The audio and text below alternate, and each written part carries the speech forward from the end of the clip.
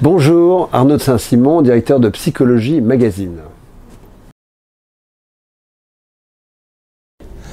Alors ça, vous savez, il y a la phrase de Pierre Dac qui dit que les prévisions sont toujours difficiles, surtout celles qui concernent l'avenir. Donc, à quoi ressemblera le travail dans 25 ans? Je pense qu'on peut juste tirer des conclusions ou des lignes sur des choses qu'on pressent déjà aujourd'hui. Donc, on sait par définition dans ce monde en pleine effervescence et ébullition qu'il y a beaucoup de choses qu'on ne connaît pas aujourd'hui qui se produiront. Je crois que la première chose, c'est qu'il y aura beaucoup plus de souplesse, de fluidité, voire d'ubérisation de l'économie et du salariat.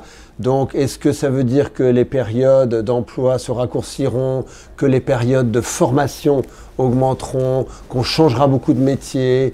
Je crois. Peut-être que ça mènera un petit peu de précarisation. En tout cas, on fera plein de métiers. Et moi, ma suggestion, mais ça, tout le monde le fait, c'est que les budgets formation aillent plutôt sur le redéploiement des gens que sur la formation des salariés actuels.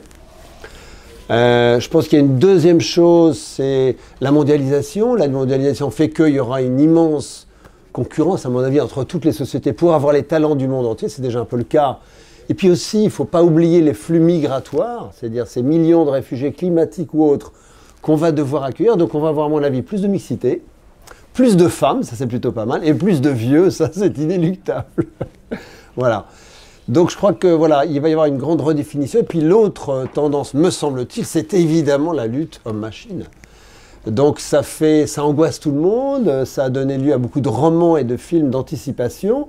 Je crois qu'il faut pas voir ça comme une compétition, puisque de toute façon c'est inéluctable. Alors, est-ce que demain, je pourrais aller en Finlande en prenant ma disquette et en me pluguant le finnois. Tiens, le finnois, il y a trop de gigas. Je vais retirer le chinois. C'est pas grave vu que je vais en Finlande. Voilà.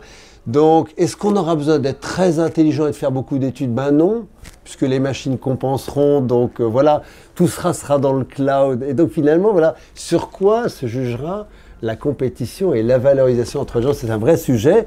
Quelle sera la place de l'homme par rapport aux machines?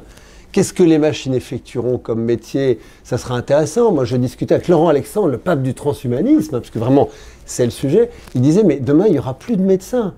Il n'y a que des machines qui seront capables d'analyser les milliards de données du génome, et il n'y a que les robots qui pourront être plus précis que les chirurgiens. Donc, il n'y aura plus de médecins, Laurence. Il n'y aura plus de médecins. Mais il y aura plus, sans doute, d'opérateurs de guichets de banque. Mais il y aura sans doute beaucoup plus d'emplois à la personne, puisqu'on vivra très très vieux, n'est-ce pas Laurence? Toi et moi, non. Dans 30 ans, je ne sais pas quel âge on aura.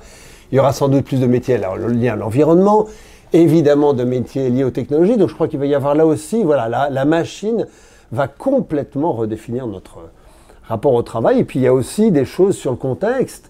Est-ce que la France sera un grand acteur de la mondialisation ou une destination touristique? Tout ça, ça va quand même beaucoup jouer sur nos métiers de demain. Est-ce que l'euro et l'Europe existeront toujours? Puis surtout, qu'est-ce que sera l'école face à tous ces grands enjeux? Est-ce que l'école va arriver à se transformer?